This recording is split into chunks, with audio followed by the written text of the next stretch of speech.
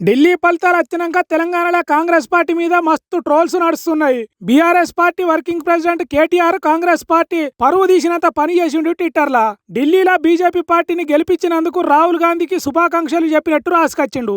శుభాకాంక్షలు చెప్తే ఎవరైనా మస్తుగా సంబరపడతారు గాని పాపం కేటీఆర్ చెప్పిన ఈ తీరు శుభాకాంక్షలకు రాహుల్ గాంధీ ఎంత ఫీల్ అయిందో ఏమో అని అంటున్నారు కొంతమంది. అంటే కాంగ్రెస్ పార్టీ పెద్ద లీడర్ ను ఏర్పడకుండా గిచ్చినట్టు చేస్తే ఫీల్ కాడా అని ఇంకొంతమంది అంటున్నారు. ఇక తెలంగాణ నుంచి ఢిల్లీకి పోయి కాంగ్రెస్ పార్టీకి పెద్ద గాడిద గుడ్డు తెచ్చినట్టు చేసిండు అని సీఎం రేవంత్ రెడ్డి సార్ ను హరీష్ రావు ట్విట్టర్ లో ఎడ్డిచ్చిండు.